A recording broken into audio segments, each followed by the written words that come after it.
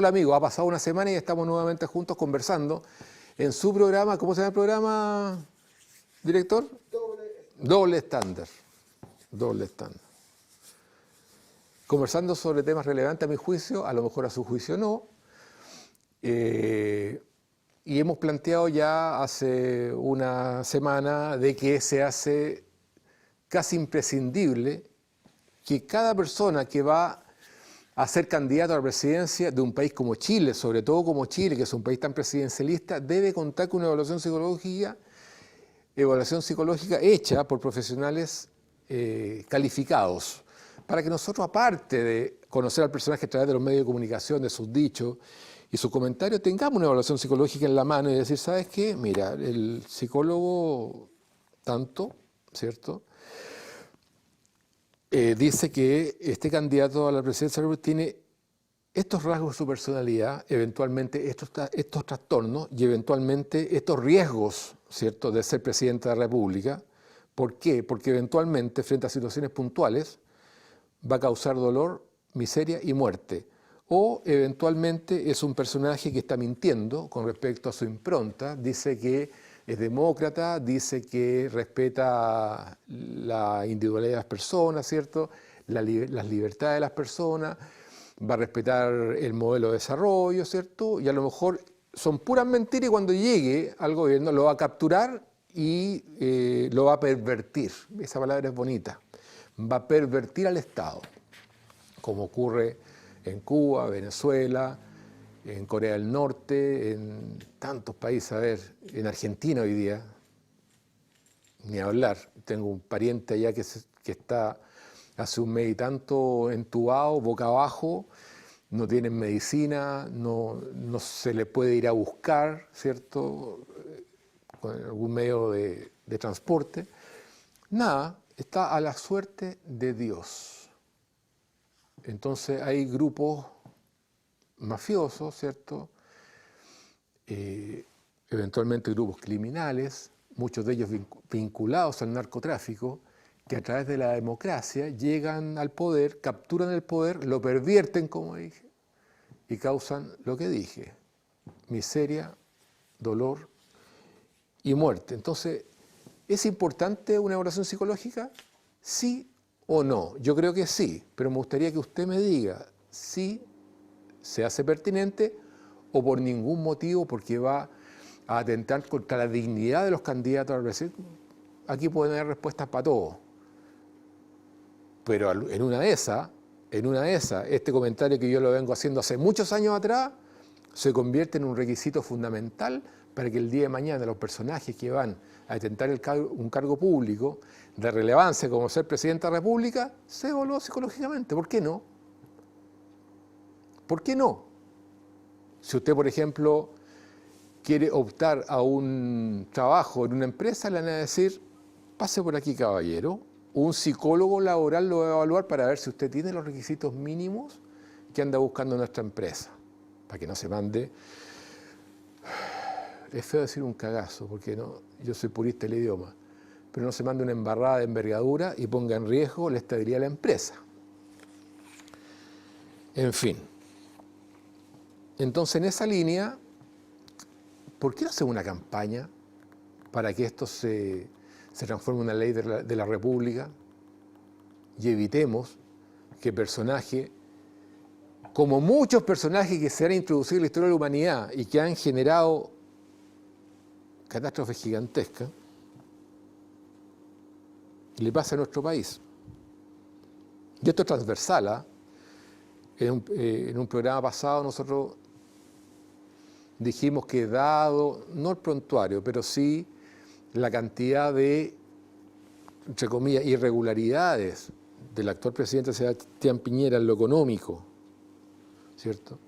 Hablamos del caso Cascada, hablamos del caso Chispa, hablamos del caso Banco Talca, todo lo que me recuerdo yo. Hablamos del caso del fideicomiso ciego, hablamos de una central, no sé si la tengo acá, que creo que es importante eso. A ver, deme un segundito nomás para hacer lo más preciso posible. Aquí tengo la información, fíjese, mire. Claro. Las acciones de LAN, fue multado. Las cascadas, dijimos, negocio con la pesquera peruana, financiamiento irregular de la política, la minera Dominga. En agosto de 2010, durante el primer mandato, mientras Sebastián Piñera presionaba por el término del proyecto Central Termoeléctrica Barracones, su familia era una de las principales accionistas de otro proyecto que apuntaba a instalarse en la misma zona, Minera Andes Iron, la sociedad matriz de la minera Dominga, cuyos principales dueños eran la familia Delano, gran amigo del Grupo Penta. En fin, miren, encontré la información aquí.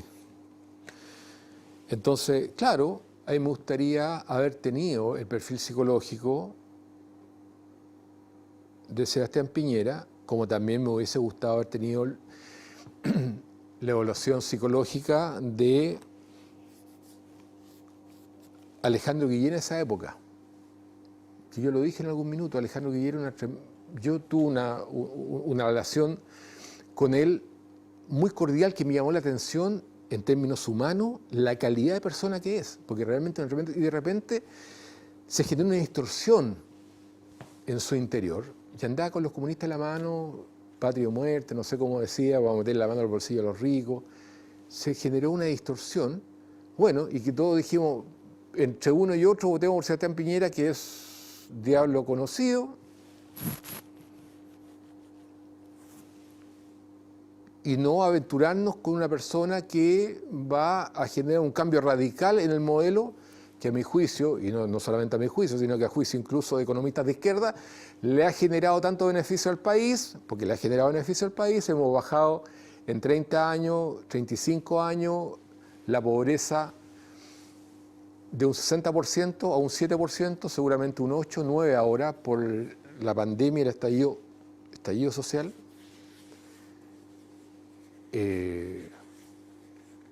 A diferencia de Cuba, ¿cierto?, que era igual de pobre que Chile cuando asumió Fidel Castro, bueno, no era tan pobre, porque tenía unos capitales norteamericanos gigantescos, los casinos, la gente en esa época con Fulgencio Batista estaba bastante mejor, dicho por historiadores, dicho por gente que entiende, que en la época de Fulgencio Batista los cubanos estaban mucho mejor que como están ahora. Imagínense la revolución de Fidel Castro.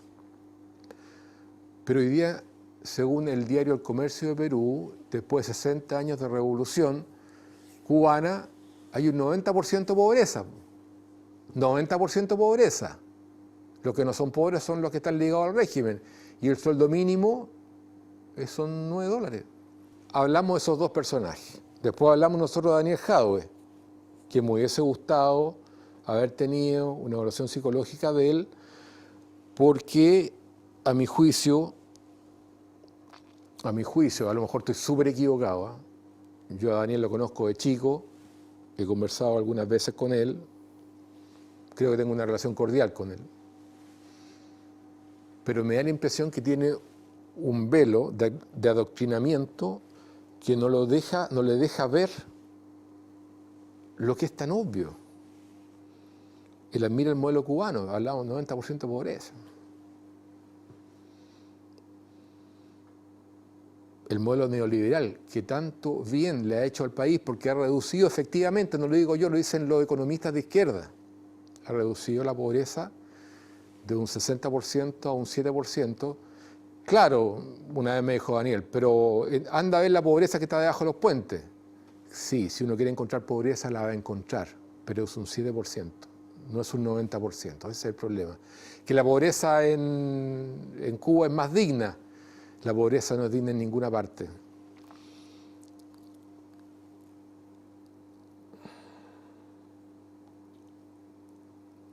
Este estallido social, que realmente es un estallido social que hay en Cuba en este minuto, obedece a que no tienen medicina, se están muriendo por el COVID porque no hay vacunas.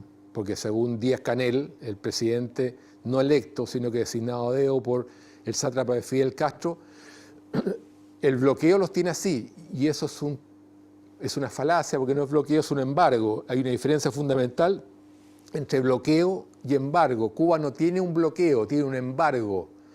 Un bloqueo significa que ningún país puede comerciar con Cuba. Sin embargo, el 2019, si mal no recuerdo, México, España, Rusia, China, Venezuela, me faltan países todavía, todos comerciaron con Cuba. No le eche la culpa al bloqueo, porque no hay bloqueo. No le eche la culpa al bloqueo, porque el problema suyo es que no tiene un modelo de desarrollo. Muy por el contrario, tiene un modelo, señor Díaz-Canel, Miguelito, para estos efectos, de aplastar al pueblo, porque usted no quiere el pueblo. Entonces, bueno, cuando, en fin, hablamos de él. Ya, vamos a seguir con el tema, no vale la pena seguir con el tema. También hablamos de algunos personajes crueles, infames y trastornados mentales en la historia de la humanidad. Hablamos de Falaris, que tenía el famoso toro de Falaris, que asaba vivo a su enemigo o a los que él consideraba su enemigo, y que los gritos, mientras asaban vivo su enemigo, dentro del toro metálico, cuando salía ese grito, simulaba como un bramido del toro, y Falaris caía en éxtasis. Bueno, lo mataron dentro del mismo toro. Hablamos también de Miguel Díaz-Canel, ¿cierto? Este presidente, como dije yo, no electo, sino que elegido a dedo por Fidel Castro, que ni siquiera confiaba en Raúl Castro, su hermano, porque dejó estipulado que todas las decisiones de Raúl Castro pasaran por el visto bueno de Fidel. Bueno, Fidel designó a Miguel Díaz-Canel, que tildó de gusanos a los ciudadanos que salían a protestar porque no tienen comida, no tienen agua, no tienen medicamentos, no tienen internet, no tienen vacunas. Los trató de gusanos y les dijo a sus revolucionarios, que son los dueños de la calle, que los aplasten. Tú no quieres, Miguelito, tu gente. Tú no los quieres. Devuélvele, por favor, a los cubanos la dignidad que le robaron. Hablamos también de Joaquín Lavín, un personaje demasiado ambiguo, y ya nos dimos cuenta que a los chilenos no nos gustan las personas ambiguas, nos gustan las personas medianamente definidas. Entonces, a veces era laguista, después era bacheletista, después era socialdemócrata, después le gustaba mucho el sistema comunista, se acercó mucho a los comunistas. Entonces él creyó que se iba a transformar en un personaje transversal, y a los chilenos no nos gustan las personas ambiguas. Al final, en su campaña ahora trató de definirse, porque le dijeron, bueno, ¿quién eres tú? Defínete, frente por lo menos en la campaña presidencial, pero no fue suficiente. Me hubiese gustado una evaluación psicológica, o a lo mejor la evaluación psicológica hubiese dicho, mira, hay problemas aquí de personalidad, o algún tipo de trastorno mental. No, cuando uno habla de trastorno mental no habla de locura, ojo, habla de ciertos rasgos de la personalidad que en un cargo de la presidencia puede ser relevante. A lo mejor si hay trastornos mentales, por ejemplo, un trastorno mental depresivo es un trastorno mental, la bipolaridad es un trastorno mental. En fin, podemos seguir, pero eso no lo inhabilita.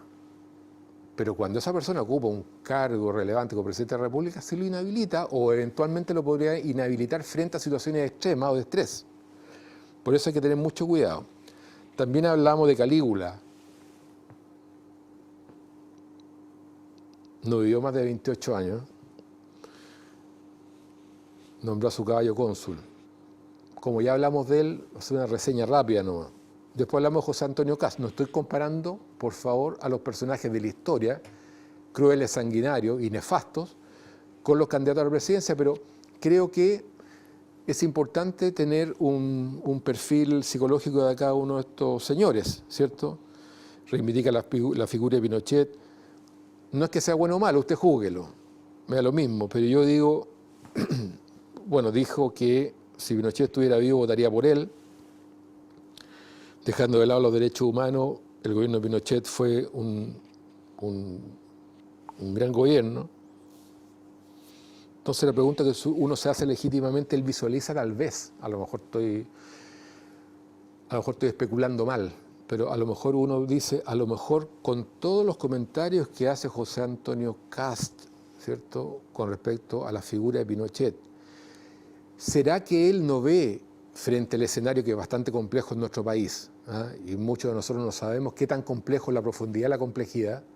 ¿Será que él piensa que no tenemos una salida democrática a lo que está ocurriendo en nuestro país? Que se replica, por supuesto, en países como Colombia, Ecuador, ¿cierto?, con estos estallidos sociales muy bien coordinados. ¿Será que José Antonio Kast no ve una salida democrática?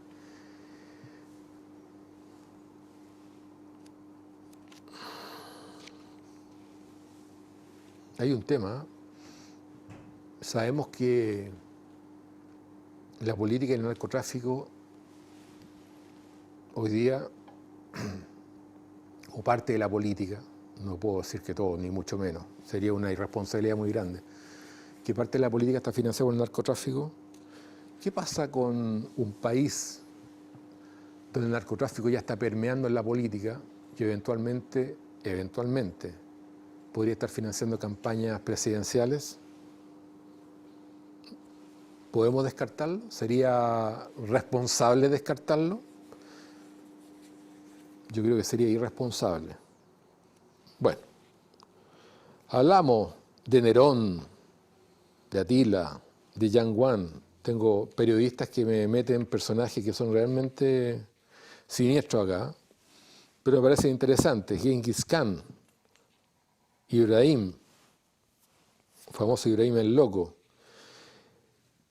Él tenía dudas con respecto a una de sus concubinas, que parece que una de sus concubinas, de su harem, se estaba acostando con un soldado. Entonces le llegó el rumor a los oídos de Ibrahim el Loco, estamos hablando del año 1640, y mandó ahogar a 280 mujeres de su harem, porque alguien le dijo, oye, parece que una de ellas se está acostando con un soldado. Mira, los personajes de la historia, tenemos a Vlad Tepes, aquí se inspiró Drácula, también hablamos de él. Juan de Inglaterra, el famoso Juan sin tierra, nefasto personaje. También hablamos de la Pamela Giles. A ver, ¿cuánto? No quiero que parezca que estoy haciendo un símil entre los personajes de la historia que son abominables con los personajes que están postulando o en algún minuto estaban marcando para ser presidente de la República. No olvidemos que Pamela Giles llegó al 10% de las preferencias, superando incluso a Evelyn Matei. Entonces ella dijo que sus nietos irían por Briones, agredió físicamente a un parlamentario, se disfraza en el Congreso. Fue parte del Frente Popular Manuel Rodríguez, radical en sus comentarios. Trató a Matías Walker, con derecho o sin derecho, usted opinará, de Perkins. Es Perkins. Cuando se trató de Insulza le dijo, hay que cambiar a los pañales. Bueno, ese es el personaje. Me encantaría tener solamente, no es por curiosidad, me gustaría tener un perfil psicológico de todos y cada uno de los postulantes a presidente de la República. Solamente para saber si hay algo, una pifia profunda, que lo inhabilite para detentar ese cargo. Nada más. Me gustaría tenerlo ahí como antecedente. Hablamos de Enrique VIII, de Iván el Terrible.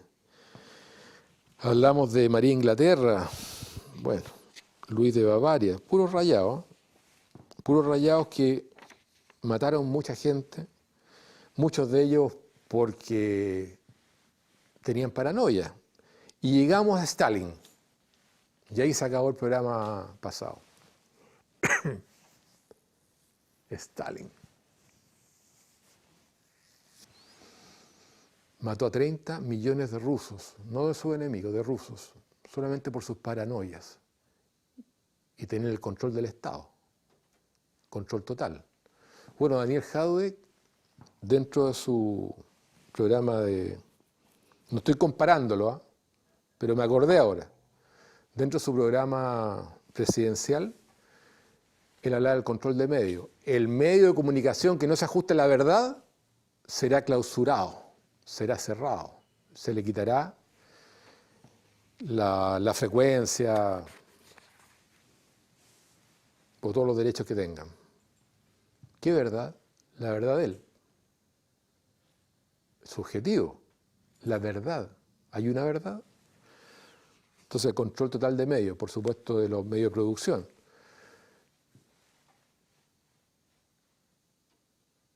Hay una confusión, ¿eh? Cuando la gente dice perdón la expresión entre nosotros, este buen es facho, este gallo es facho. El fascismo es todo lo contrario a la libertad o a ser un... La gente de derecha, yo no me considero un gallo de derecha ni de izquierda, soy un ente nomás yo.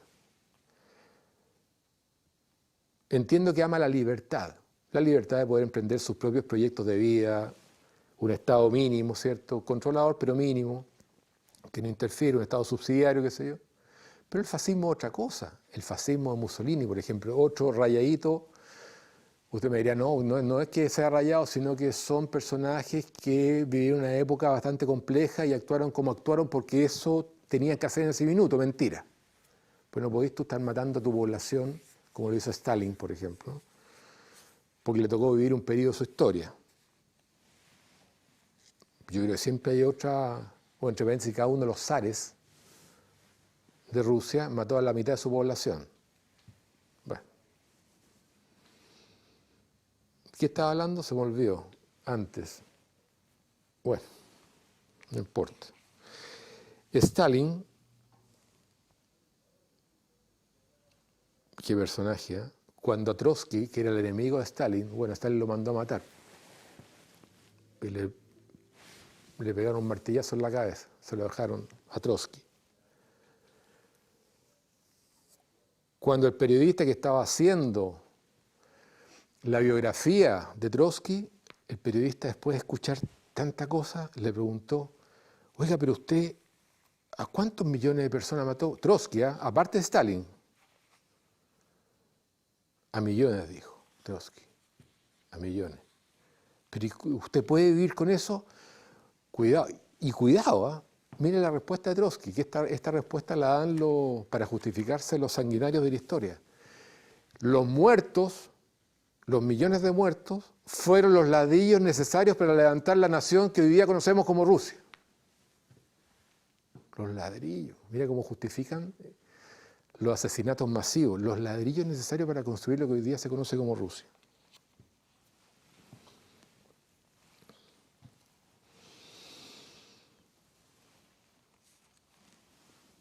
Mataba a sus generales Stalin, los mataba en masa. La famosa gallina de Stalin. Métase ahí a investigar lo que era la gallina de Stalin. No sé si ustedes la han escuchado. Va a hacer una reseña súper rápida, súper rápida.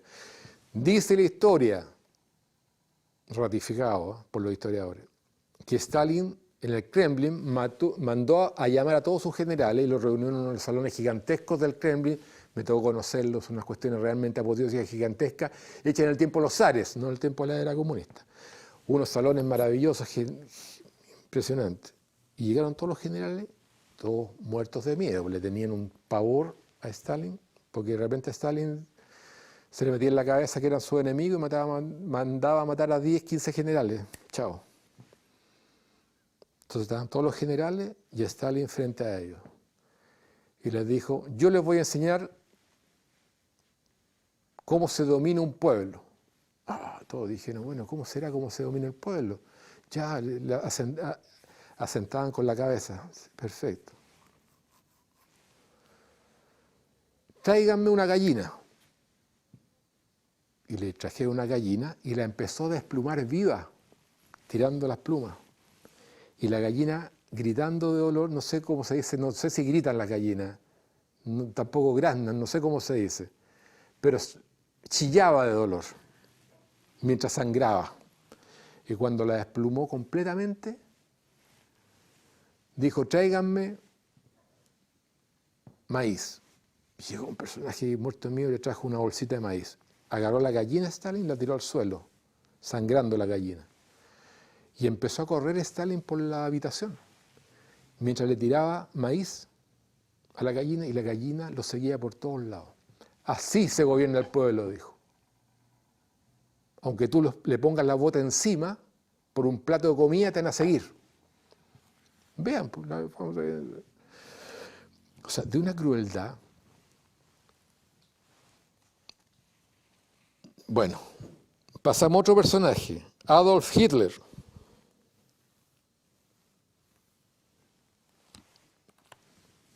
Claro, ustedes me pueden decir, Adolf Hitler es una figura en la historia de Alemania, aunque él era austriaco, que surgió porque hubo un tratado de Versalles que asfixió a Alemania. Y de ahí surge la figura de Hitler. ¿Sí? ¿Sí? Era un pintor mediocre.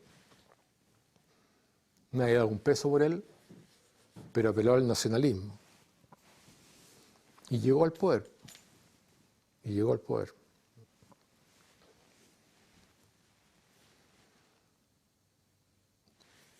¿Qué les puedo decir de Hitler que usted no sepa? Pero le hubiese gustado, a mí me encantaría tener hoy día, creo que está, lo voy a buscar, un perfil psicológico de él. ¿Qué cosas diría? Pero es interesante haber tenido ese perfil psicológico antes. Idi Amin Dada. Como tenemos poco tiempo, no podemos profundizar demasiado en cada uno de los personajes. Idi Amin Dada. Tenemos tremendo, ¿eh? General Amin en Uganda. Masacró a más de 300.000 civiles, se los comía, algunos dicen que se los comía, como un acto, como un ritual religioso de su religión, no sé cuál será. El gran admirador de Hitler, llevó a la decadencia económica a su país, pues invertía todo lo posible en el ejército, haciendo desaparecer todos los leales, practicaba canibalismo con los disidentes de su régimen. Y cuando ya el tipo tenía la debacle en Uganda, hizo lo que hacen todos los dictadores y todos los mediocres y todos los criminales. Cuando ya ve que el pueblo se los va a comer, como él se comía a sus súbditos, inventaba una guerra con el vecino. Es la típica. Es el manual del dictador. Cuando ya está en el hoyo, más profundo, cuando sabe que sus días se están terminando, inventa una guerra con el vecino para reivindicarse y mantenerse en el poder. Quedan 2 minutos, ¿eh? No te puedo creer. Bueno, hablamos de Gabriel Boric, ¿cierto? Él dijo que tenía un trastorno obsesivo-compulsivo. Es un trastorno mental. Consiste en pensamientos sumamente invasivos que obligan a realizar determinadas acciones repetitivas contra las cuales es difícil luchar. Bueno, me gustaría tener un perfil, no estoy diciendo que sea bueno o malo, pero me gustaría tener un perfil psicológico de todos y cada uno de los personajes que van a detentar el cargo de presidente de la República. Es un cargo relevante de 4 años en un país presidencialista como este creo que se hace absolutamente pertinente. Benito Mussolini, también otro rayadito, fascista. Estamos hablando del fascismo. Claro, no terminé de decirlo del fascismo. Entonces, el fascista es un tipo radical. Lo que decía Benito Mussolini, que era fascista, para que se entienda bien el concepto. Una persona que ama la libertad no es fascista, porque el fascismo es todo por y dentro del Estado. O sea, un Estado omnipresente. Nada fuera del Estado. Ese es el fascismo. Para que no se confunda el término. Cuando usted diga, este facho tanto, no. El fascismo es otra cosa distinta. El fascismo es una persona que quiere que el Estado sea omnipresente y controlador total. Control de medios de producción, todo dentro, para y por el Estado. Nada fuera del Estado. Ese es el fascismo. Me quería puntualizar eso porque esa palabra se utiliza bastante mal, digamos. Benito Mussolini.